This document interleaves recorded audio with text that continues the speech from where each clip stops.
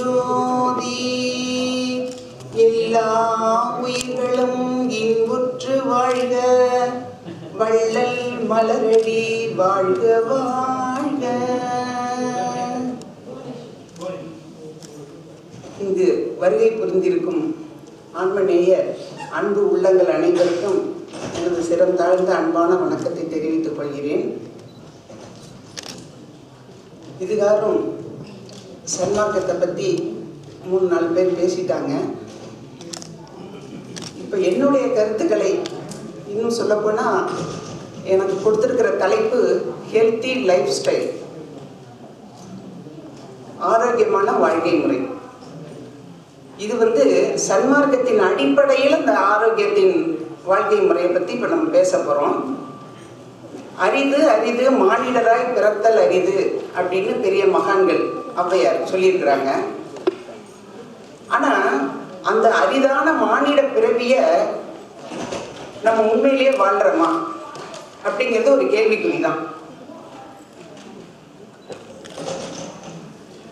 அப்போ அந்த மாதிரி உயர்வான வாழ்க்கையை நம்ம எப்படி வாழணுங்கிறத நமக்கு கற்றுக் கொடுக்கப்பட வேண்டிய நிலையில் இருக்கிறோம்.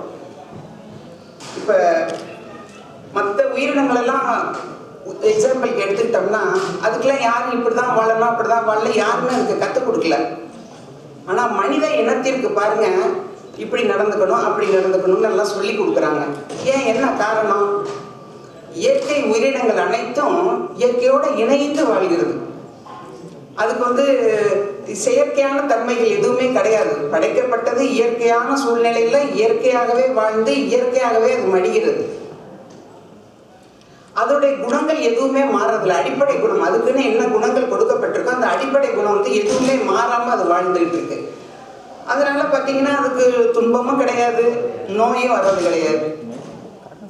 ஆனா மனிதனுடைய நிலையை நம்ம ரொம்ப சிந்திச்சு பார்க்கணும். இன்றைய காலகட்டத்தில் நம்ம எப்பேற்பட்ட சூழ்நிலையில நோய்களோட வாழ்கிறோங்கிறது ஒரு நிமிஷம் நம்ம சிந்திச்சு பார்க்கணும். இப்போ இதுக்கெல்லாம் அடிப்படை காரணம் என்ன?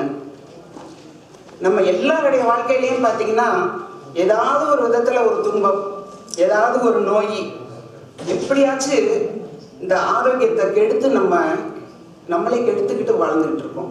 சரி, இதுக்கெல்லாம் ஏன், என்ன காரணம்? ஏன் மனிதனுக்கு அவனுடைய இயற்கையான அடிப்படை குணம் அன்பு, கருணை, இரக்கம்ங்கிறது மறந்து போச்சு. மனிதனுடைய இயற்கை குணம் அன்பு, கருணை, இரக்கம். இந்த மூன்றையும் என்னைக்கு இவன் மறந்தானோ தான் யாருங்கிறதே அவனுக்கு தெரியல. அப்ப தான் யாருன்னு தெரியாம இன்பத்தை மட்டுமே விரும்பி விரும்பி வாழணும்னு நினைக்கிறான். ஆனா அவன் பண்றது அத்தனையும் பார்த்தீங்கன்னா துன்பமான செயல் தான். பிறருக்கும் துன்பம் கொடுத்து கொண்டு தனக்கும் துன்பம் கொடுத்துக்கிட்டு இருக்கான். அப்படி வாழ்றதுனாலதான் அவனுடைய ஆரோக்கியம் படிப்படியா கெட்டுக்கிட்டே வந்துடுது. அப்ப இந்த அடிப்படை குணத்தை விட்டு இவன் விலகி வந்துட்டதுனால இவனுடைய அடிப்படை குணத்தை நம்ம ஞாபகப்படுத்த வேண்டியிருக்கு. நீ யாரு? நீ சாதாரண மனிதன் இல்லை. உன்னுடைய குணமே ஈகை, அன்பு, கருணை, ஒழுக்கம், தயம். அதெல்லாம் வள்ளல் பெருமான் சொல்றாங்க. நீ யாருங்கிறத மறந்து போயிட்ட, உனக்கு ஞாபகப்படுத்துறதுக்காக இந்த சன்மார்க்க வழியை நான் கொடுக்குறேன் அப்படின்ட்டார். இப்ப இந்த மூன்று இருக்கிற இடத்துல நிச்சயமா ஒழுக்கம் இருக்கும். ஒழுக்கம் இருக்கிற இடத்துல கண்டிப்பா ஆரோக்கியத்தை நம்ம இழக்கவே மாட்டோம். ஆட்டோமேட்டிக்கா ஆரோக்கியமான வாழ்க்கை தன்னால வந்துடும்.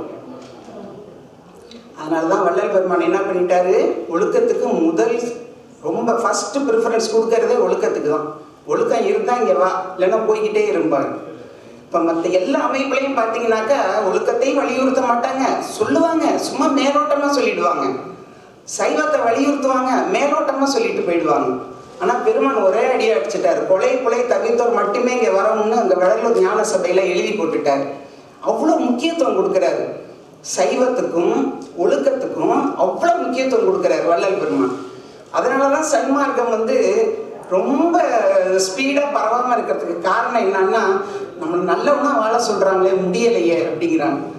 பெருமான் வேற எதுவுமே சொல்லலை, நீ நல்லவனா வாழுங்கிறார். வேற எதுவுமே சொல்லலை, ஒழுக்கத்தோட வாழ், உன்னுடைய அடிப்படை குணத்தை மறந்துடாம வாழ், அதை தான் சொல்றாரு. இப்ப நம்மகிட்ட நம்மளை அறியாமலே கோபம், நம்மளை அறியாமலே ஒரு பொறாமை, இப்படி ஏதாவது ஒரு குணங்கள் நமக்கு வரும் பொழுது நம்ம உடம்புல ஒரு நச்சுத்தன்மை, ஒரு விஷத்தன்மை கொண்ட ஒரு அமிலம் சுரக்குது. இந்த அமிலமானது என்ன பண்ணுறது, உச்சநிலையிலேருந்து உள்ளங்கால் வரைக்கும் ரத்தத்தோடு கலந்து ஒரு விஷத்தன்மையை உண்டாக்குறதுனால நம்மையே அறியாமல் நமக்கு வியாதி வருது. நம்ம நினச்சிக்கிட்டு இருக்கோம் ஏதோ உணவுனால தான் நம்மளுக்கு வியாதி வந்துக்கிட்டு இருக்கு அப்படின்னு. ஆனால் உணவுங்கிறது முதல் படி. இரண்டாவது படி நம்மளுடைய குணங்கள். அப்போ குணங்களாலேயும் நமக்கு வியாதிகள் அதிகமாக வந்துக்கிட்டு இருக்கு. இப்போ இயற்கையான உணவு முறை, இயற்கையான வாழ்க்கை முறையை நம்ம கடைப்பிடிச்சிட்டு வந்தோம்னா நிச்சயமாக நோய்ங்கிற பேச்சுக்கு அந்த இடத்துல இடம் இல்லை. ஆரோக்கியத்துடைய முதல் படியே உடல் தூய்மை தான். அந்த உடலை நம்ம எப்படி சுத்தமாக வச்சுக்கணும், அதாவது பெருமாள் என்ன சொல்கிறாங்க, சுத்த உடல்ங்கிறாங்க. சுத்த உடலை வச்சுக்கணும்னாக்கா சுத்த உணவு சாப்பிடணும். அப்போ சுத்த உணவுங்கிறது எதுன்னா சைவ உணவு. அப்படியே சுற்றி சுற்றி அங்கே கொண்டு வந்து நிறுத்தும் போது எதில் கொண்டு வந்து நிறுத்துறாங்க, சைவத்தில் தான் கொண்டு வந்து நிறுத்துறாங்க. இப்போ ஒவ்வொரு தேகமும் பார்த்தீங்கன்னா நம்ம நினச்சிக்கிட்டு இருக்கோம் ஏதோ நம்ம ஏதோ நடமாடுறோம் அப்படின்னு. ஒவ்வொரு தேகமும் 1000 கோடி சூரிய பிரகாசம் கொண்ட ஒளியை கொண்ட அந்த தேகமானது 7 திரைகளால் மறைக்கப்பட்டு நல்ல ஜமுக்கால மாதிரி பெட்ஷீட்டு போட்டு இந்த குணங்களால் நம்ம மறைச்சிருக்கிறதுனால அந்த ஒளியை நம்ம பார்க்க முடியல. இந்த ஒளியை நம்ம பார்க்கணும்னா இந்த குணங்களிலிருந்து நம்ம ஒவ்வொரு குணத்தையாக விலக்கிட்டு கெட்ட குணங்களை விலக்கி விலக்கி விலக்கி நம்முடைய அடிப்படையான அன்பு, கருணை, இரக்கன்ற குணத்தை நம்ம கொண்டு வரணும். முதல்ல இந்த உடம்பு எதால் ஆக்கப்பட்டிருக்குன்னு பார்க்கணும். இந்த உடம்பு முழுக்க முழுக்க முதல்ல உணவால் தான் ஆக்கப்படுது. உணவின் மூலம்தான் நமக்கு உணர்வு, உணர்வின் மூலம்தான் நமக்கு மனம், மனதின் மூலம்தான் நம்மளுடைய குணம் அமைக்கப்படுது. இந்த குணத்தின் மூலம்தான் நம்மளுடைய உயிர், இந்த உயிரின் மூலம்தான் நம்மளுடைய ஆன்மான்னு பக்குவப்படுறதுனால முதல்ல உணவுல கை வைக்கணும். உணவு தான் ஃபர்ஸ்ட். அப்ப இந்த அந்த ஆரம்ப நிலையிலேயே நம்ம ரொம்ப கவனம் செலுத்திட்டு வந்தாக்காதான் இந்த உயர்ந்த நிலையான ஆரோக்கிய நிலையை அடைந்து மனிதன் மாமனிதனாக ஆக முடியும். முதல்ல அதுக்கு என்ன ஸ்டெப்ஸ் எடுக்கணும்னாக்கா அசைவ உணவை விட்டுறணும். அசைவ உணவு மனிதனுக்கு உகந்ததே அல்ல. அதை முதல்ல நம்ம நீக்கிட்டு தாவர உணவுக்கு வந்துடணும். இந்த முதல் படியை நம்ம கடைப்பிடிச்சிட்டோம்னாலே நமக்கு 35 மார்க் கொடுத்து எக்ஸாமில் பாஸ் பண்ணுற மாதிரி இறைநிலையானதை நமக்கு பாஸ் மார்க் போட்டுடுது. அடுத்தது பார்த்தீங்கன்னா காய்கறியிலேருந்து பலவிதமான எத்தனையோ காய்கறிகள், அது குறிப்பிட்டு சொல்கிறாங்க, ஒரு 12 காய்கறிகளை பச்சையாக பதப்படுத்தி அதை வெறும் வயிற்றுல காலையில் சாப்பிடும் பொழுது மிகப்பெரிய டிசீசஸ் எல்லாமே க்யூர் ஆகிடுதுன்னு சொல்லிட்டு இப்போ சமீபத்தில் நிரூபணம் ஆகிருக்கு.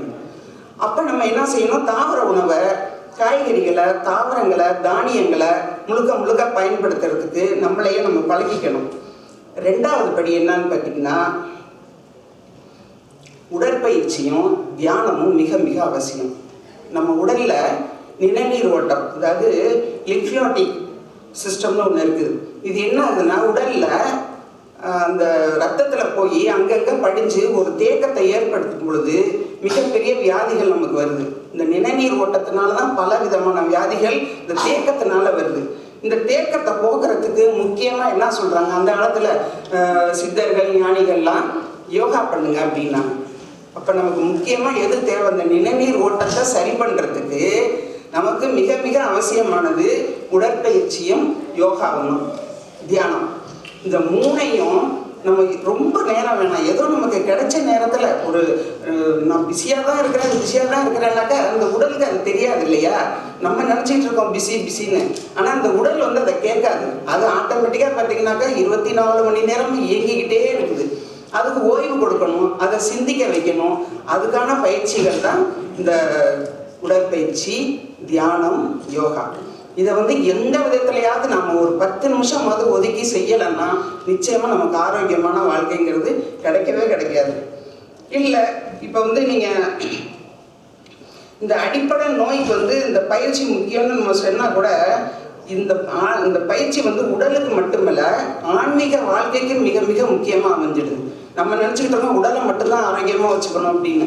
ஆனால் இந்த ஆன்மீகத்துக்கும் நமக்கு முதல் படிங்கிறது யோகா, தியானம், இதெல்லாம் ஆன்மீகத்துக்கும் முன்னேற்றம், உடலுக்கும் முன்னேற்றம். இப்போ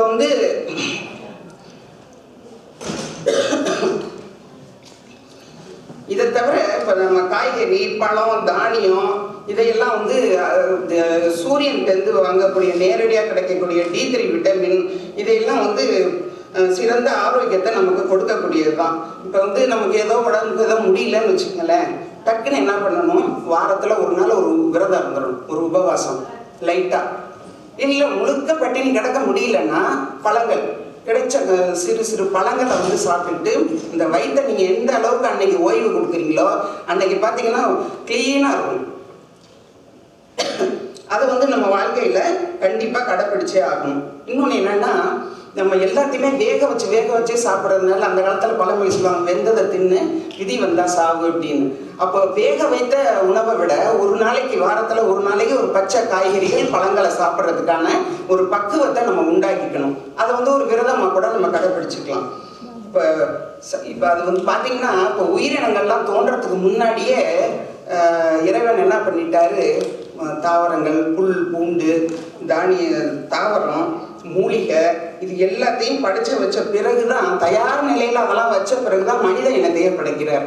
அப்போ நமக்கு வந்து என்னென்ன நோய் வரும், அதை எப்படி க்யூர் பண்ணணுங்கிறதுக்கு ஏற்கனவே எல்லாம் செஞ்சு வச்சுட்டு ரெடியாக. இப்போ எப்படி விருந்தாடி வர்றாங்கன்னா நம்ம சமையெல்லாம் ரெடி பண்ணி வச்சுட்டு விருந்தாடியை கூப்பிடுவோம். அந்த மாதிரி மனிதனுடைய இனம் வந்து வரப்போகுதுன்னு உடனே அவனுக்கு சாப்பிட்றதுக்கும் சரி, அவனுடைய நோயை க்யூர் பண்ணுறதுக்கும் எல்லாம் ரெடியாக வச்சுட்டாங்க. இன்னும் வேணால் ஒரே ஒரு உதாரணம், ஒரு ஆடை பார்த்தீங்கன்னா அது தனக்கு ஏதாவது வியாதி வந்துருச்சுன்னா தன்னால் அந்த முகத்தை மோந்துக்கிட்டு போய் அந்த மூலிகையை சாப்பிட்டுட்டு தன்னுடைய வியாதியை குணப்படுத்திக்கும்.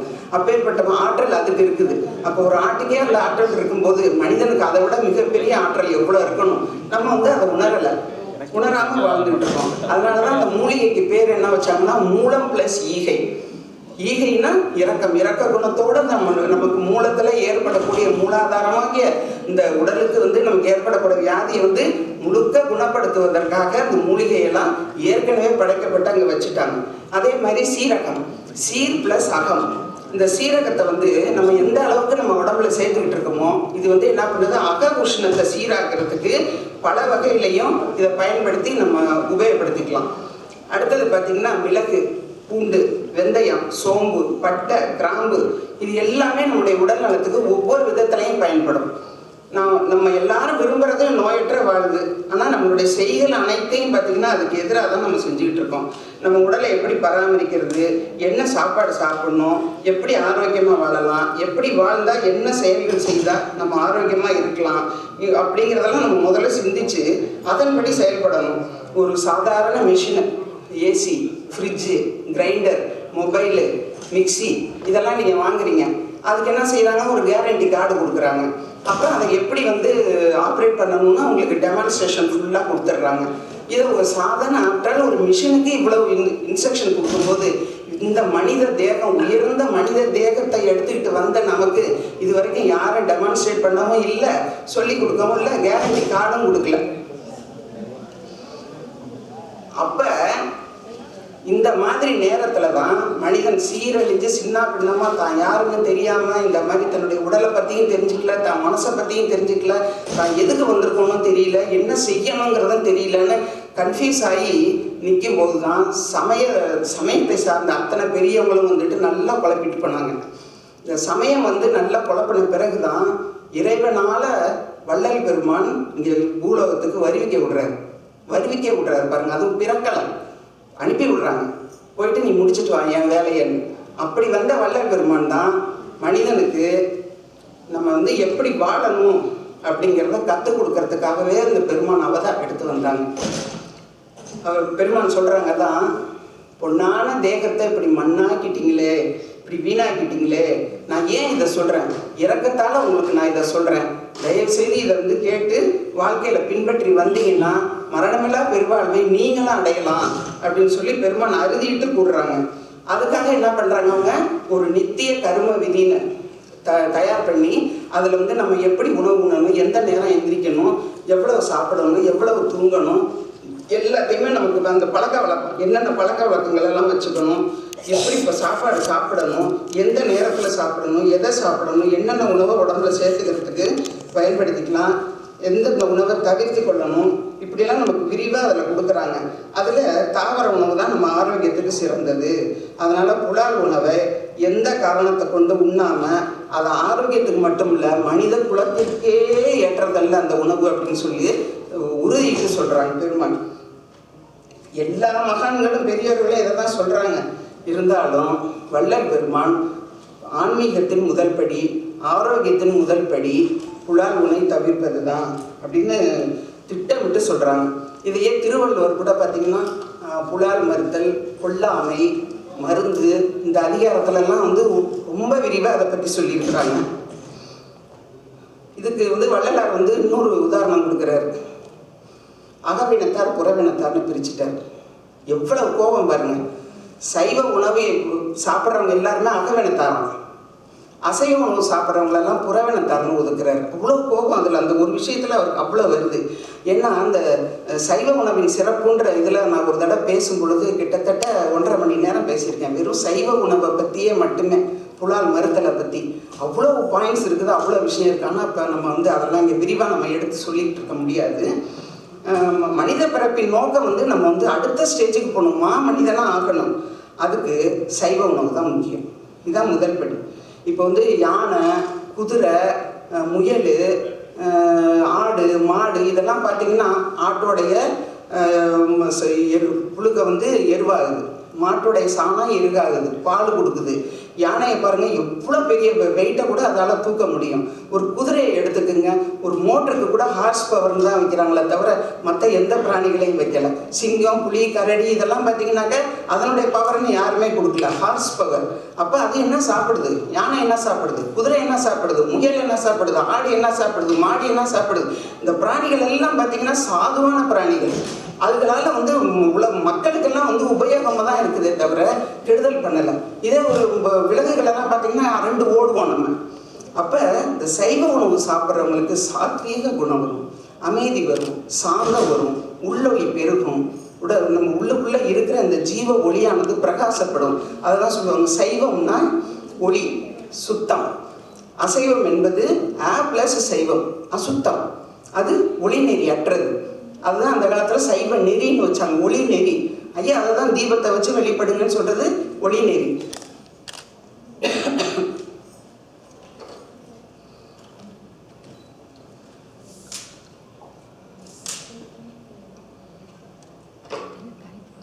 இன்னொரு உதாரணம் பார்த்தீங்கன்னா, இப்போ பெரிய பல அறிஞர்கள், அப்புறம் தேச தலைவர்கள், டாக்டர் அன்னி பெசன்ட் அம்மையார், அன்னை தெரசா, இது மாதிரி பெரிய சமூக சேவகர்கள், Newton, Charles Darwin, Benjamin Franklin, sir CV. Raman, அது மாதிரி சிந்தனையாளர்கள், இன்னும் எழுத்தாளர்கள், டால்ஸ்டாயி, ஷெல்லி, மில்டன், பெர்னாட் ஷா, இந்த மாதிரி அறிஞர்கள், நம்ம ஏபிஜே அப்துல் கலாம் எல்லாரும் பார்த்தீங்கன்னா சைவ உணவு உண்டவங்க தான்.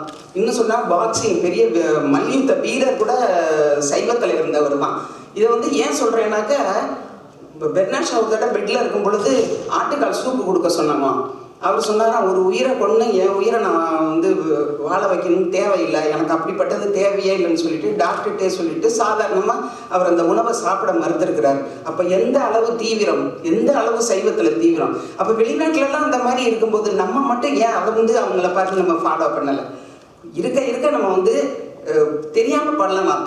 தப்பு என்பது தவறு என்பது தவறி செய்வது, தப்பு என்பது தெரிந்து செய்வது. இப்போ இவ்வளோ பேர் வள்ளலாரும் வந்து சைவத்தை பற்றி வலியுறுத்தியும் என்னால் அடக்க முடியலங்க, எனக்கு நாக்கு சுவை அடக்க முடியல அப்படின்னா இந்த ஜென்மத்தில் கெட்டு சீரழிஞ்சு நம்ம கஷ்டப்பட வேண்டியதுதான். ஆரோக்கியத்தையும் கெடுத்துக்கிறோம், ஆன்மீகத்தையும் கெடுத்துக்கிறோம். நம்ம நாலந்தா பல்கலைக்கழகத்தில் சத்துணவு பட்டியல் வெளியிட்டிருக்கிறாங்க பாருங்கள். அதில் வந்து தாவர உணவில் தான் அதிகமான புரதம், தாது பொருள், நார்ச்சத்து, எரிசக்தி, கால்சியம், பாஸ்பரஸ், இரும்பு அப்படின்னு எல்லா கலோரியும் அதில் தான் அதிகமாக இருக்குது. இதில் வந்து முழுக்க கொழுப்பு சத்து தான். அதுலேயும் சில இதில் பார்த்தீங்கன்னாக்கா பன்றி காய்ச்சல், பறவை காய்ச்சல், இந்த மாதிரி எத்தனையோ வருது. என்னன்னா அதுகளுக்குள்ள வியாதிகளோட அந்த மாமிசத்தை உண்ணும் பொழுது அந்த வியாதி நமக்கு வந்துடுது. அதனால ஆரோக்கியத்துக்கு உகந்ததல்ல அசைவ உணவு. இப்போ வந்து நம்ம சாப்பிட்றோம், ஒரு உணவுக்கும் அடுத்த உணவுக்கும் இடைவெளியில் உள்ள அந்த டைமிங்கை வந்து நம்ம கரெக்டாக கடைப்பிடிச்சோம்னா சரியான ஜீரணிக்கும். அந்த மாதிரி இல்லாமல் இடையில கொஞ்சம் நெருப்பு தீனி, ஒரு டீ, ஒரு காஃபி, அது இதுன்னு கண்டதே நம்ம இடையில சாப்பிட அஜீரண கோளாறு ஏற்பட்டு நம்மளுடைய உடல் ஆரோக்கியமும் கண்டிப்பாக கெட்டு தான் போகும். இதனால் நமக்கு வரக்கூடியது என்னன்னு கேட்டிங்கனாக்கா, மலச்சிக்கல், மந்தம், செரிமான சிக்கல், தூய்மையற்ற விந்து, ஞானத்தில் பிரியம் இல்லாதது, இதெல்லாம் நமக்கு வந்துடும். அதனால தான் வள்ளல் பெருமான் ஒரே அடி அடிச்சார், ஒரு பெரிய மந்திரத்தை நம்மளுக்கு கொடுக்குறாரு. பசித்திரு, தனித்திரு, விழித்திரு. இந்த முதல் எழுத்துக்களை சேர்த்து பாருங்க. பதவி. பதவி, எந்த பதவி? மனிதனுக்கு அடுத்ததான இறைநிலையான பதவி நம்மளுக்கு கொடுக்கறதுக்கு தயாராக இருக்குது. எப்படி? இந்த பசித்திர கடைப்பிடிங்க, தனித்திரு கடைப்பிடிங்க, விழித்திரு கடைப்பிடிங்க. இது மூணுக்கும் விளக்க சொன்னால் இன்னும் ஒரு மணி நேரம் ஆகிடும். அதனால் சன்மார்க்கத்தில் உள்ளவங்க பிரியப்படும் பொழுது இதற்கு தகுந்த புத்தகங்களையும் இதுக்குள்ள ஆதாரங்களையும் படித்து பார்த்து தயவு செய்து தெரிஞ்சுக்குங்க. அடுத்தது நம்ம உடலில் கோடிக்கணக்கான செல் இருக்குது. அது ஒரு 40 வயசு வரைக்கும் பார்த்தீங்கன்னா இந்த செல்கள் எல்லாமே மல்டிப்ளை ஆகிக்கிட்டே இருக்கும். 40 வயசுக்கு பிறகு பார்த்தீங்கன்னா அத்தனை செல்லுமே குறைஞ்சு வந்துக்கிட்டே இருக்கும். நம்மளுடைய ஆரோக்கியத்தை ஆரம்பத்துலேருந்தே, சிறு பிராயத்துலேருந்தே நம்மளுடைய ஆரோக்கியத்தில் முழுமையாக நம்ம கவனம் செலுத்தி இது எல்லாத்தையும் ஃபாலோ பண்ணிட்டு வந்தோம்னா 20 வயசில் 60 வயசுலேயும் நம்ம 20 வயது மாதிரி தோன்றதுக்கு நமக்கு தோற்றம் கிடைக்கும். இப்போ நமது எண்ணம், சொல், செயல் அத்தனை தூய்மையாக இருந்ததுன்னா நமக்கு கண்டிப்பாக ஒரு ஆரோக்கியம் கிடைக்கும். இப்போ தவறான பேச்சு, தவறான சிந்தனை, தவறான குணங்கள், இது எல்லாமே நம்மளுடைய ஆரோக்கியத்தை கண்டிப்பாக கெடுத்துரும். அதுக்குதான் வள்ளலார் என்ன சொன்னார், எல்லாத்துலேயுமே ஒரு அளவு முறை கொடுத்துட்டாரு. ஆகாரம் அறை, நித்திரை கால்பங்கு, மைதுனம் என்பது உடல் உறவு. இது வீசம், அதாவது இந்த காலிலையும் பாதி. அடுத்தது பயங்கிறது பூஜ்ஜியம். பயங்கிறது பூஜ்ஜியமாக இருக்கணும். மற்றது எதையுமே சொல்ல, பயத்தினால இப்போ ஒருவித விஷத்தன்மையானது நம்ம உடலில் அமிலம் சுரந்து உடலில் உள்ள அத்தனை செல்லையும் இருட்டாக்கி விட்டோம், அழிச்சிடும். அப்புறம் அதை தான் என்ன சொல்கிறாங்க, வாரத்துக்கு இருமுறை, ஒரு நாளைக்கு ஒரு இருமுறை, வாரத்திற்கு இருமுறை, மாதத்திற்கு இருமுறை, வருடத்திற்கு இருமுறை. இது என்னன்னு பார்த்தீங்கன்னா, நாளைக்கு இருமுறை, ஒரு காலையிலையும் மாலையிலையும் நம்ம கண்டிப்பாக மலைஜலம் போகணும். வாரத்துக்கு இருமுறைங்கிறது கண்டிப்பாக ஆயில் பாத் எடுத்துக்கணும். மாதத்திற்கு இருமுறைங்கிறது உடல் உறவை சொல்கிறாரு, 15 நாளைக்கு ஒரு தடவை தான் உடல் உறவு பண்ணணும். வருடத்திற்கு இருமுறைங்கிறது பேதி சாப்பிட்றது, இந்த உடலை க்ளீன் பண்ணுறது. இதை கண்டிப்பாக கடைப்பிடிச்சு வந்தோம்னா நமக்கு வியாதிக்கு வழியே இல்லை.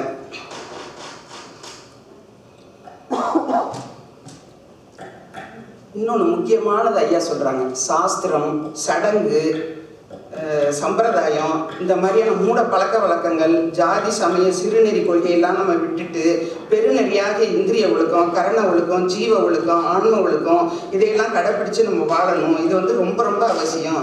நோய் வந்துட்டால் முதல்ல நம்ம என்ன பண்ணணும், இது உணவுனால வந்துச்சா, இல்லை உணர்ச்சியினால் வந்ததா, இல்லை மனசால வந்ததா, இல்லை சுற்றுப்புற சூழ்நிலையினால் வந்ததா அப்படிங்கிறத நம்ம முதல்ல சிந்திச்சு பார்க்கணும்.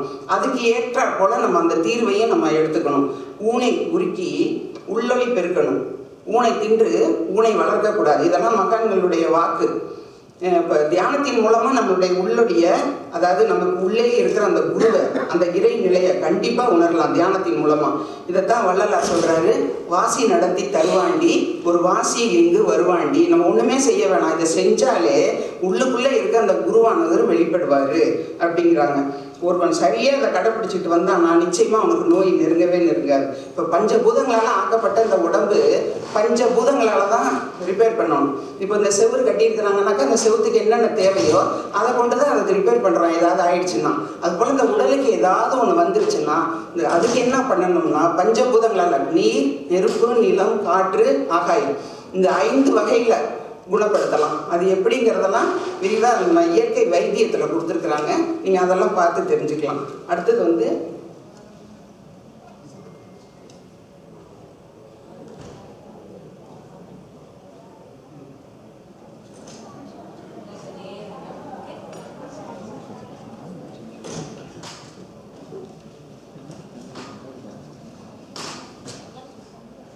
இப்போ நம்ம ஆரோக்கியத்துக்கு ஞானம் ரொம்ப அவசியங்கிறதுனால தான் வள்ளல் பெருமானுடைய இதை நெறியை நான் இப்போ எடுத்து சொல்லிக்கிட்டு இருந்தேன். இப்போ நேரம் ஆயிடுச்சுங்கிறதுனால என்னுடைய உரையை வந்து இன்னும் கொஞ்சம் ஷார்ட்டாக முடிச்சுக்கிறேன். எப்படின்னு கேட்டிங்கன்னா, இப்போ வந்து ஒரு இடத்துல வந்து ஒரு டெட் பாடி இறந்துருச்சு. டெட் பாடி இறந்த உடனே அவங்க என்ன சொல்கிறாங்க, இந்த பிணத்தை வந்து எப்போ எடுப்பீங்கன்றாங்க. உடனே இந்த உடல் என்ன பண்ணுது, ஓன்னு அழுகுது. ஐயோ என்ன இது, என்னை இவ்வளோ நாள் என் பேரை சொல்லி கூப்பிட்டாங்க, இப்போ என்னை போனோன்றாங்களே அப்படின்ட்டு உயிர் மேலே போனோன்னா உயிர்கிட்ட கேட்டு அழுகுது, என்ன இப்படி ஆகிடுச்சு அப்படின்னு. உடனே உயிர் சொல்லுது, அட பாவி, எத்தனை வருஷமாக நான் உடம்புல இருந்தேன், ஒரு நிமிஷமாவது நீ என்ன நினச்சி பார்த்தியா? எப்போ பார்த்தாலும் உனக்கு உன்னுடைய உடலையே கவனிச்சுக்கிட்டு இருந்த, உனக்கு சாப்பாடு, நீ குளிக்கிறது, ஒன்றை சுத்தப்படுத்திக்கிட்டு இருந்த, என்னை பற்றி நீ நினைக்கவே இல்லையே, அதனால தான் நான் போகிறேன் அப்படின்னு சொன்னிச்சு. அப்போ அதுக்கு தான் திருவள்ளுவர் என்ன சொல்கிறாரு, ஈதல் இசைப்பட வாழ்தல் அது வல்லது ஊதியம் இல்லை உயிருக்கு. அப்போ உயிருக்கு நம்ம என்ன ஊதியம் கொடுக்குறோம்? உயிருக்கு கொடுக்கக்கூடிய ஊதம் ஈதல், பிறருக்கு கொடுக்கறது.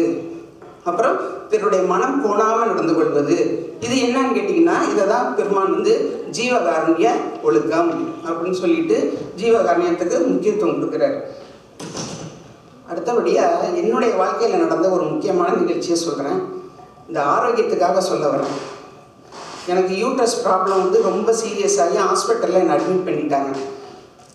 ஆப்ரேஷன் மறுநாள் ஆப்ரேஷன், எனக்கு ட்ரிப்பெல்லாம் ஓடிக்கிட்டு இருக்கு.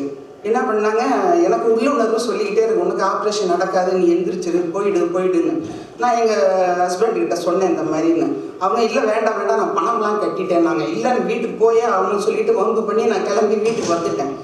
வீட்டுக்கு வந்தவொடனே பார்த்தீங்கன்னா மறுநாள் ஒரு சித்த வைத்தியர் மூலமாக இந்த பக்கமாக போனார். அவர் வந்து எனக்கு கை நாடி பார்த்துட்டு ஒரு சூரணம் கொடுத்தாரு. அதில் வந்து வெறும் இங்கே பாருங்கள், அருகம்புல், செம்பருத்தி, ஜீரகம், இது மூணையும் காய்ச்சி தண்ணி எடுத்து இந்த சூரணத்தை போட்டு சாப்பிட்டு அதுலேயே எனக்கு வந்து 10 நாளையில் முழு குணமடைஞ்சு இன்னைக்கு வரைக்கும் எந்த விதமான பாதிப்பும் அதனால் ஏற்படவே இல்லை. ஏன்னா பெண்கள் வந்து அவசரப்பட்டு உடனே போய் ஹாஸ்பிட்டலில் அட்மிட் ஆகி இந்த யூட்ரஸ் ரிமூவ் பண்ணிடுறாங்க. இது மாபெரும் தப்பு. நிச்சயமாக க்யூர் பண்ண முடியும். இயற்கையாகவே அதில் வந்து கட்டி வர்றது அந்த மாதிரி பிரச்சனைகள்லாம் இயற்கை. அதனால் அதை நீங்கள் சரி பண்ணிக்கலாம். இது என்னுடைய வாழ்க்கையினுடைய எக்ஸாம்பிளுக்காக இதை நான் கொடுக்குறேன். அப்புறம் கரிசாலை, முசுமுசுகை, தூதுவளை, வல்லாரை, புளியாரை, இந்த மூலிகையெல்லாம் வந்து பெருமான் என்ன சொல்கிறாங்க, உங்கள் வாழ்க்கையில் கண்டிப்பாக டெய்லி ஏதாவது ஒரு மூலிகையை நீங்கள் அவசியம் கடைப்பிடிச்சதான் ஆகணும் அப்படிங்கிறத வலியுறுத்தி சொல்கிறாங்க. இந்த கரிசாலையை பற்றி எந்த மகானும் சொல்லலை. தன்வந்திரி தன்னுடைய இதில் சொல்லும்போது கூட மஞ்சள் நிறம் கொண்ட பூ, வெள்ளை நிறம் கொண்ட பூன்னு தான் சொல்கிறாரே தவிர கையாளுங்கிற வார்த்தை வரவே இல்லை. பெருமான் இரக்கத்தின் பேரில் நம்மளுக்காக அதை எடுத்து சொல்கிறாங்க. இந்த கரிசாலைங்கிறது முழுக்க உடலில் உள்ள அத்தனை நோயையும் தீர்க்கக்கூடியது. அது பவுடராக கிடைக்கும். காலையில் வாங்கி வெறும் வயிற்றுல நம்ம பல்லு விளக்கவும் அதை பயன்படுத்தலாம், உள்ள சாப்பிட்றதுக்கு அதை பயன்படுத்தலாம். அதனால் சன்மார்க்கத்தினை கடைப்பிடிச்சு இந்த ஆரோக்கிய வாழ்க்கை வாழ்கிறதுக்காக உங்கள் அனைவரையும் இந்த யூனிவர்சல் மிஷன் சார்பாக அன்புடன் உங்களை வேண்டிக் கொண்டு இந்த விழா சீரும் சிறப்புமாக ஒவ்வொரு ஆண்டும் நடக்க வேண்டும் என்று மனதார வேண்டிக் கொண்டு உங்களிடமிருந்து விடைபெறுகிறேன்.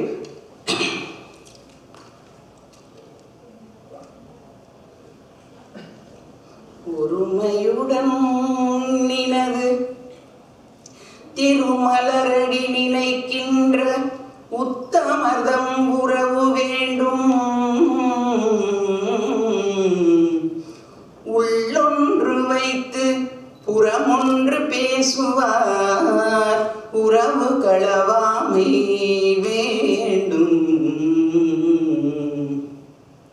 பெருமை பெரும் நினது புகழ் பேச வேண்டும், பொய்மை பேசாதிருக்க வேண்டும். பெருநெறி பிடித்தொழுக வேண்டும், மதமான பேய் பிடியாதிருக்க வேண்டும்.